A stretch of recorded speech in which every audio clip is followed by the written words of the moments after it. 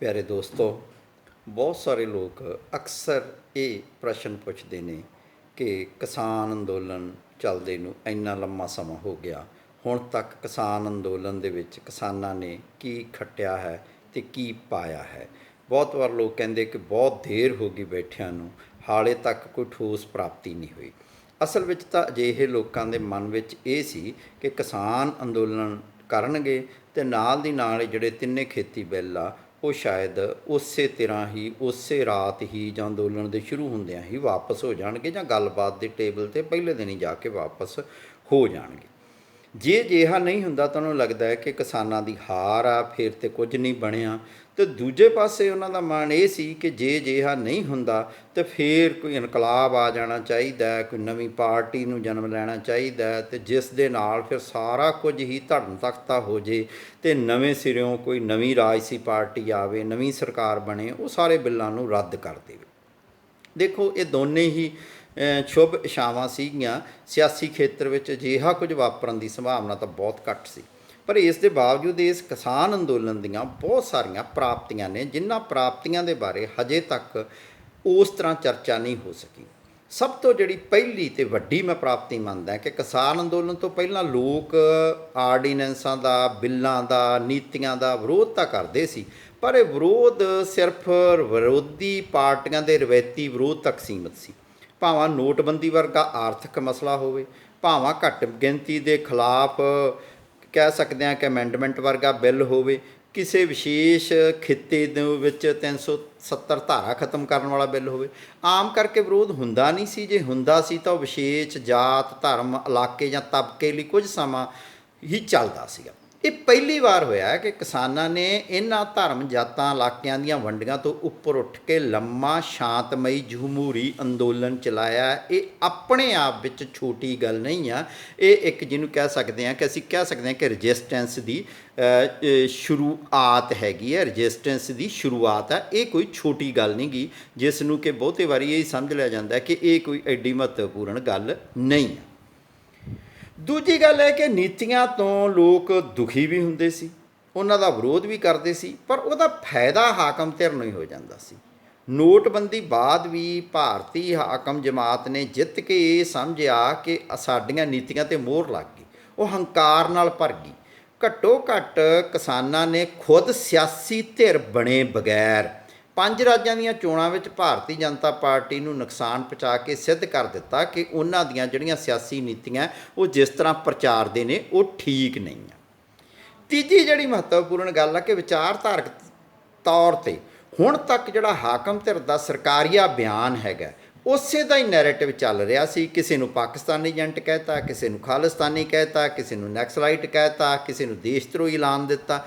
ਇਹ ਸਾਰੇ ਹੱਥਕੰਡੇ ਪਹਿਲੇ ਅੰਦੋਲਨਾਂ 'ਤੇ ਵਰਤੇ ਗਏ ਅਤੇ ਕਿਸਾਨ ਅੰਦੋਲਨ 'ਤੇ ਵੀ ਵਰਤੇ ਗਏ, ਪਰ ਸਰਕਾਰੀ ਅਤੇ ਸਰਕਾਰ ਪੱਖੀ ਪ੍ਰਾਈਵੇਟ ਗੋਦੀ ਮੀਡੀਆ ਅਤੇ ਭਾਜਪਾ ਦੇ RSS ਦੀ ਜਿਹੜੀ ਮਿਲੀ ਜੁਲੀ ਸੋਸ਼ਲ ਮੀਡੀਆ ਟਰੋਲ ਆਰਮੀ ਆ, ਉਹਨੇ ਅੱਡੀ ਚੋਟੀ ਦਾ ਜ਼ੋਰ ਲਾ ਲਿਆ। ਇਸ ਦੇ ਬਾਵਜੂਦ ਵੀ ਜਿਹੜਾ ਕਿਸਾਨ ਅੰਦੋਲਨ ਆ ਉਹਨੂੰ ਉਹ ਝੁਕਾ ਨਹੀਂ ਸਕੇਗੇ। ਇਸ ਇੱਕ ਤਰ੍ਹਾਂ ਨਾਲ ਕਿਸਾਨਾਂ ਨੇ ਇੱਕ ਰਜਿਸਟੈਂਸ ਦਾ ਕੰਟਰੇਰੀ ਨੈਰੇਟਿਵ ਸਿਰਜਤਾ, ਇੱਕ ਵਿਰੋਧ ਦੀ ਕਹਾਣੀ ਲਿਖਤੀ ਜਿਹੜੀ ਪਹਿਲਾਂ ਨਹੀਂ ਲਿਖੀ ਗਈ ਸੀ। ਆਪਣੇ ਆਪ ਦੇ ਵਿੱਚ ਵੀ ਇਹ ਇੱਕ ਵੱਡੀ ਗੱਲ ਹੈਗੀ। ਜਿਹੜੀ ਇਸ ਮਾਮਲੇ ਦੇ ਵਿੱਚ ਅਸੀਂ ਚੌਥੀ ਮਹੱਤਵਪੂਰਨ ਗੱਲ ਮਿੱਥ ਸਕਦੇ ਹਾਂ ਜਾਂ ਮੰਨ ਸਕਦੇ ਹਾਂ, ਜਾਂ ਜਿਹੜੀ ਗੱਲ ਕਿਤੇ ਨਾ ਕਿਤੇ ਸਾਰੇ ਹੀ ਇਸ ਗੱਲ ਨੂੰ ਮੰਨਦੇ ਵੀ ਆ ਕਿ ਇਹ ਗੱਲ ਬੜੀ ਮਹੱਤਵਪੂਰਨ ਆ, ਉਸ ਗੱਲ ਵੱਲ ਵੀ ਸਾਨੂੰ ਧਿਆਨ ਦੇਣਾ ਚਾਹੀਦਾ ਕਿ ਉਹ ਕੀ ਗੱਲ ਇਸ ਸਮੇਂ ਵਾਪਰੀ ਹੈ। ਉਹ ਇਹ ਕਿ ਭਾਰਤੀ ਜਨਤਾ ਪਾਰਟੀ ਭਾਰਤ ਦੇ ਜਿਹੜਾ ਧਰਮ ਨਿਰਪੱਖ ਚਰਿੱਤਰ ਆ ਉਸ ਨੂੰ ਹਿੰਦੂ ਰਾਸ਼ਟਰ ਵਿੱਚ ਤਬਦੀਲ ਕਰਨ ਦੀ ਇੱਕ ਮੁਹਿੰਮ 'ਤੇ ਚੜ੍ਹੀ ਹੋਈ ਸੀ। ਉਹ ਇਸ ਨੂੰ ਸਿੱਖਾਂ ਦੇ, ਹਿੰਦੂਆਂ ਦੇ, ਮੁਸਲਮਾਨਾਂ ਦੇ, ਈਸਾਈਆਂ ਦੇ ਜਿਹੜਾ ਇਹ ਸਾਂਝਾ ਅੰਦੋਲਨ ਆ ਨਾ, ਇਹਨੇ ਇੱਕ ਵਾਰ ਨਾ ਠੱਲ ਪਾਤੀ ਹੈ। ਇਹ ਗੱਲ ਵੀ ਸਾਨੂੰ ਮੰਨਣੀ ਪਊਗੀ ਕਿ ਇਹ ਮਹੱਤਵਪੂਰਨ ਗੱਲ ਹੈਗੀ ਆ ਕਿ ਇਹਨੇ ਇੱਕ ਵਾਰ ਠੱਲ ਪਾਤੀ ਹੈ। ਆਮ ਕਰਕੇ ਕਿਸੇ ਇੱਕ ਤਬਕੇ ਜਾਂ ਵਰਗ ਦੇ ਅੰਦੋਲਨ ਨੂੰ ਦੂਜਿਆਂ ਦੀ ਹਮਦਰਦੀ ਨਹੀਂ ਮਿਲਦੀ ਗੀ। ਇਹ ਅੰਦੋਲਨ ਦੂਜਿਆਂ ਦੀ ਹਮਦਰਦੀ ਲੈਣ ਵਿੱਚ, ਉਹਨਾਂ ਦੀ ਆਪਣੇ ਅੰਦੋਲਨ ਨਾਲ ਸਹਿਮਤੀ ਲੈਣ ਵਿੱਚ ਅਤੇ ਸਹਿਯੋਗ ਲੈਣ ਵਿੱਚ ਸਫਲ ਹੋਇਆ। ਇਹਨੇ ਵੱਡੀ ਪੱਧਰ 'ਤੇ ਮਜ਼ਦੂਰਾਂ ਨੂੰ ਅਤੇ ਕਰਮਚਾਰੀਆਂ ਨੂੰ ਤਾਂ ਆਪਦੇ ਨਾਲ ਜੋੜਿਆ ਹੀ ਜੋੜਿਆ, ਸਗੋਂ ਸੁਰੱਖਿਆ ਬਲਾਂ ਦੀ ਵੀ ਹਮਦਰਦੀ ਹਾਸਲ ਕੀਤੀ ਆ। ਇਹ ਵੀ ਪ੍ਰਾਪਤੀ ਬਹੁਤ ਵੱਡੀ ਆ। ਭਾਵੇਂ ਇਸ ਖੇਤਰ ਵਿੱਚ ਵੀ ਹਜੇ ਹੋਰ ਬਹੁਤ ਕੁਝ ਕਰਨ ਵਾਲਾ ਹੈਗਾ, ਖਾਸ ਕਰਕੇ ਜਿਹੜਾ ਮਜ਼ਦੂਰਾਂ ਨੂੰ ਹੋਰ ਵੱਡੀ ਪੱਧਰ 'ਤੇ ਜੋੜਨ ਵਾਲੀ ਗੱਲ ਆ। ਇਹਨਾਂ ਦੇ ਨਾਲ ਹੀ ਜਿਹਨੂੰ ਕਹਿ ਸਕਦੇ ਹਾਂ ਕਿ ਕਿਰਤ ਕਾਨੂੰਨ ਵੀ ਆਏ ਆ, ਜਿਹੜੇ ਬੜੇ ਕਿਹਾ ਜਾ ਸਕਦਾ ਹੈ ਕਿ ਮਜ਼ਦੂਰ ਮਾਰੂ ਕਾਨੂੰਨ ਨੇ, ਪਰ ਉਹਨਾਂ 'ਤੇ ਉਸ ਤਰ੍ਹਾਂ ਹਜੇ ਉਨੀ ਸਰਗਰਮੀ ਨਹੀਂ ਹੋਈ। ਪਰ ਆਪਣੇ ਆਪ ਦੇ ਵਿੱਚ ਇਹ ਇੱਕ ਵੱਡਾ ਇਹਨਾਂ ਦਾ ਕਿਹਾ ਜਾ ਸਕਦਾ ਕਿ ਕਿਸਾਨ ਅੰਦੋਲਨ ਦੀ ਇੱਕ ਵੱਡੀ ਇਹਨੂੰ ਪ੍ਰਾਪਤੀ ਕਿਹਾ ਜਾਂਦਾ। ਅਗਲੀ ਜਿਹੜੀ ਗੱਲ ਹੈ ਕਿ ਸਿਧਾਂਤਕ ਪੱਖੋਂ ਨਾ ਇਸ ਅੰਦੋਲਨ ਨੇ ਗਲੋਬਲ ਕਾਰਪੋਰੇਟ ਦੇ ਹੱਥੀਂ ਚੜ੍ਹੇ ਜਿਹੜੇ ਸਥਾਨਕ ਦਲਾਲ ਕਿਸਮ ਦੇ ਸਰਮਾਏਦਾਰ ਨੇ, ਜਿਨ੍ਹਾਂ ਨੂੰ ਅੰਬਾਨੀ ਅਡਾਨੀ ਦੇ ਨਾਂ ਨਾਲ ਅਕਸਰ ਲੋਕ ਰੈਫਰ ਕਰਦੇ ਆ, ਅਫਸਰਸ਼ਾਹ ਕਿ ਵੱਡੇ ਵੱਡੇ ਜਿਹੜੇ IAS ਅਫਸਰ ਨੇ, ਬਿਊਰੋਕਰੇਟ ਨੇ, ਜਾਂ ਸਿਆਸੀ ਨੇਤਾ ਸਾਰੀਆਂ ਪਾਰਟੀਆਂ 'ਚੋਂ ਨਹੀਂ, ਜ਼ਿਆਦਾਤਰ ਭਾਰਤੀ ਜਨਤਾ ਪਾਰਟੀ ਦੇ ਜਿਹੜਾ ਇਹਨਾਂ ਦਾ ਗੱਠਜੋੜ ਆ ਉਹਨੂੰ ਨੰਗਾ ਕਰਤਾ ਅਤੇ ਗਲੋਬਲ ਕਾਰਪੋਰੇਟ ਦੇ ਮਨੁੱਖਤਾ ਮਾਰੂ, ਵਾਤਾਵਰਨ ਵਿਰੋਧੀ, ਆਮ ਮਨੁੱਖ ਨੂੰ ਗੈਰ ਪ੍ਰਸੰਗਕ ਕਰ ਦੇਣ ਵਾਲੀ ਸੋਚ 'ਤੇ ਵੱਡਾ ਹਮਲਾ ਕੀਤਾ। ਜੇ ਮੈਂ ਕਹਾਂ ਕਿ ਕਿਸਾਨ ਅੰਦੋਲਨ ਦਾ ਜਿਹੜਾ 7ਵਾਂ ਪੁਆਇੰਟ ਹੈਗਾ, ਉਹ ਸਭ ਤੋਂ ਵੱਡੀ ਗੱਲ ਹੈ ਕਿ ਲੋਕਾਂ ਦਾ ਆਪਸੀ ਸਹਿਯੋਗ, ਆਪਣੇ ਆਪ ਦੇ ਵਿੱਚ ਵਿਸ਼ਵਾਸ ਅਤੇ ਤਾਕਤਵਰ ਧਿਰ ਨੂੰ ਚੁਣੌਤੀ ਦੇਣ ਦੀ ਇੱਕ ਸ਼ਾਨਾਮੱਤੀ ਪਿਰਤ ਪਾਈ ਆ। ਇਹ ਆਉਣ ਵਾਲੀਆਂ ਜਿਹੜੇ ਭਵਿੱਖ ਦੇ ਅੰਦੋਲਨ ਆ ਉਹਦੇ ਲਈ ਵੀ ਹੌਸਲਾ ਵਧਾਉਣ ਵਾਲੀ ਗੱਲ ਆ। ਇਹ ਅੰਦੋਲਨ ਜੇ ਇਸੇ ਤਰ੍ਹਾਂ ਹੀ ਦੂਜੇ ਵਰਗਾਂ ਦਾ ਸਹਿਯੋਗ ਲਈ ਜਾਂਦਾ ਅਤੇ ਆਪਸੀ ਏਕਤਾ ਬਣਾਈ ਰੱਖਦਾ, ਤਾਂ ਇਹ ਇੱਕ ਵੱਖਰੇ ਜਿਹਨੂੰ ਕਹਿ ਸਕਦੇ ਹਾਂ ਕਿ ਸਿਆਸੀ ਮਾਡਲ ਨੂੰ ਵੀ, ਜੀਵਨ ਮਾਡਲ ਨੂੰ ਵੀ ਜਨਮ ਦੇ ਸਕਦਾ। ਇਸ ਗੱਲ ਵਿੱਚ ਕੋਈ ਦੋ ਰਾਇ ਨਹੀਂ ਕਿ ਇੱਕ ਵੱਖਰੇ ਕਿਸਮ ਦੀ ਇਹ ਚੀਜ਼ ਦੇ ਸਕਦਾ ਹੈ। ਇਸ ਦੇ ਨਾਲ ਹੀ ਜੁੜਿਆ ਵੀ ਇੱਕ ਬਹੁਤ ਮਹੱਤਵਪੂਰਨ ਗੱਲ ਹੈਗੀ ਆ ਕਿ ਭਾਰਤ ਦੇ ਵੱਡੇ ਹਿੱਸੇ ਨੂੰ ਇਸ ਅੰਦੋਲਨ ਨੇ ਰਾਜਸੀ ਪੱਖੋਂ ਅਤੇ ਆਰਥਿਕ ਪੱਖੋਂ ਚੇਤਨ ਕੀਤਾ।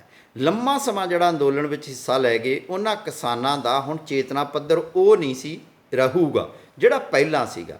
ਇਹ ਅੰਦੋਲਨ ਨੇ ਨਵੀਂ ਪੀੜ੍ਹੀ ਦੇ ਵਿੱਚ ਗਲੋਬਲ ਪ੍ਰਸੰਗਾਂ ਦੇ ਵਿੱਚ ਆਪਣੀਆਂ ਸਮੱਸਿਆਵਾਂ ਨੂੰ ਸਮਝਣ ਲਈ ਅਤੇ ਉਹਨਾਂ ਲਈ ਫਿਰ ਸੰਘਰਸ਼ ਕਰਨ ਦੀ ਪਿਰਤ ਵੀ ਪਾਈ ਹੈ। ਇਸ ਅੰਦੋਲਨ ਦੀ ਇੱਕ ਹੋਰ ਜਿਹੜੀ ਪ੍ਰਾਪਤੀ ਉਹ ਆ ਕਿ ਮੁੱਖ ਧਾਰਾ ਦੇ ਗੋਦੀ ਮੀਡੀਆ ਦੇ ਪ੍ਰਚਾਰ ਅਤੇ ਪ੍ਰਸਾਰ ਦੇ ਬਾਵਜੂਦ ਇਸ ਨੇ ਸਿੱਧੇ ਤੌਰ 'ਤੇ ਲੋਕਾਂ ਨਾਲ ਰਾਬਤਾ ਕਾਇਮ ਕੀਤਾ ਅਤੇ ਸੋਸ਼ਲ ਮੀਡੀਆ ਰਾਹੀਂ ਨਾ ਕੇਵਲ ਸਥਾਨਕ ਪੱਧਰ 'ਤੇ ਹੀ ਸਗੋਂ ਗਲੋਬਲ ਪੱਧਰ 'ਤੇ ਆਪਣੀ ਗੱਲ ਨੂੰ ਲੈ ਗਏ। ਇਹਦੇ ਵਿੱਚ ਬਹੁਤ ਵੱਡਾ ਸਹਿਯੋਗ ਆ ਜਿਹੜਾ NRI ਵੀਰਾਂ ਦਾ ਵੀ ਆ, ਭਵਿੱਖ ਦੇ ਹੀ ਚਿੰਤਾ ਕਰਨ ਵਾਲੇ ਵਾਤਾਵਰਨ ਪ੍ਰੇਮੀਆਂ ਦਾ ਵੀ ਆ, ਆਜ਼ਾਦ ਬੁੱਧੀਜੀਵੀਆਂ ਦਾ ਵੀ ਆ, ਅਤੇ ਉਹਨਾਂ ਸਿਆਸੀ ਬੰਦਿਆਂ ਦਾ ਵੀ ਆ ਕਿ ਜਿਹੜੇ ਸਿਆਸੀ ਬੰਦੇ ਕਲਾਕਾਰਾਂ ਦੇ ਨਾਲ ਨਾਲ ਜਿਹੜੇ ਸਿਰਦ ਸੋਚ ਰੱਖਦੇ ਆ, ਅਤੇ ਇਹਦੇ ਜਿਹੜੇ ਗਲੋਬਲ ਪ੍ਰਸੰਗ ਆ ਉਹ ਵੀ ਬਹੁਤ ਮਹੱਤਵਪੂਰਨ ਨੇ। ਆਖਰ ਦੇ ਵਿੱਚ ਮੈਂ ਗੱਲ ਹੋਰ ਕਹਿਣੀ ਚਾਹੁੰਦਾ ਕਿ ਇਸ ਅੰਦੋਲਨ ਦੀ ਇੱਕ ਹੋਰ ਪ੍ਰਾਪਤੀ ਆ ਕਿ ਇਹਨਾਂ ਨੇ ਔਰਤ ਦੀ ਭਾਗੀਦਾਰੀ ਨਾਲ ਲਿੰਗਕ ਬਰਾਬਰੀ ਵੱਲ ਵਧਣ ਵਾਲੇ ਸਮਾਜ ਨੂੰ ਸਿਰਜਿਆ। ਨਿਸ਼ਚੈ ਹੀ ਇਸ ਅੰਦੋਲਨ ਨੇ ਦੇਸ਼ ਦੀਆਂ ਔਰਤਾਂ ਦੀ ਆਰਥਿਕ, ਸਮਾਜਿਕ ਹਿੱਸੇਦਾਰੀ ਅਤੇ ਨਵੀਆਂ ਸੱਭਿਆਚਾਰਕ ਕਦਰਾਂ ਕੀਮਤਾਂ ਨੂੰ ਵਿਉਂਤਣ ਵਿੱਚ ਭਵਿੱਖ ਦੇ ਵਿੱਚ ਵੱਡਾ ਅਸਰ ਪਾਵੇਗੀ। ਆਪਣੇ ਆਪ ਦੇ ਵਿੱਚ ਇਹ ਪ੍ਰਾਪਤੀਆਂ ਉਹਨਾਂ ਲੋਕਾਂ ਲਈ ਬਹੁਤ ਛੋਟੀਆਂ ਜਿਨ੍ਹਾਂ ਲਈ ਬਿੱਲ ਇੱਕ ਮਹੱਤਵਪੂਰਨ ਮੁੱਦਾ ਸੀ ਕਿ ਬਿੱਲ ਵਾਪਸ ਹੋ ਜਾਣ, ਜਾਂ ਉਹਨਾਂ ਲੋਕਾਂ ਲਈ ਕਿ ਜਿਨ੍ਹਾਂ ਨੂੰ ਲੱਗਦਾ ਸੀ ਕਿ ਸ਼ਾਇਦ ਇਹ ਕਿਸਾਨ ਅੰਦੋਲਨ ਛੇਤੀ ਹੀ ਇੱਕ ਨਵੇਂ ਰਾਜ ਪ੍ਰਬੰਧ ਨੂੰ ਜਨਮ ਦੇ ਦੂਗਾ, ਕੋਈ ਨਵਾਂ ਇਨਕਲਾਬ ਵਾਪਰ ਜੂਗਾ।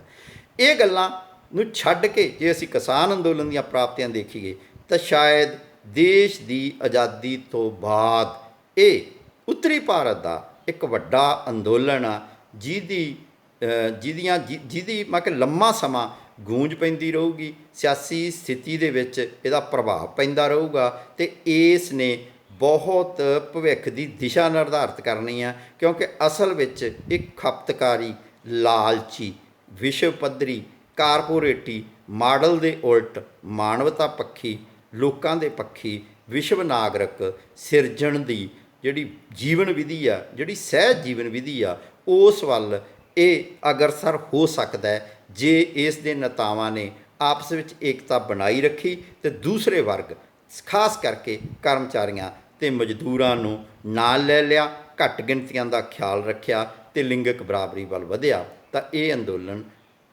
ਭਾਰਤ ਦੇ ਇਤਿਹਾਸ ਵਿੱਚ ਨਵੀਆਂ ਪੈੜਾਂ ਪਾਵੇਗਾ ਅਤੇ ਸੰਸਾਰ ਲਈ ਇੱਕ ਨਵਾਂ ਪ੍ਰੇਰਨਾਮਈ ਸਬਕ ਬਣੇਗਾ।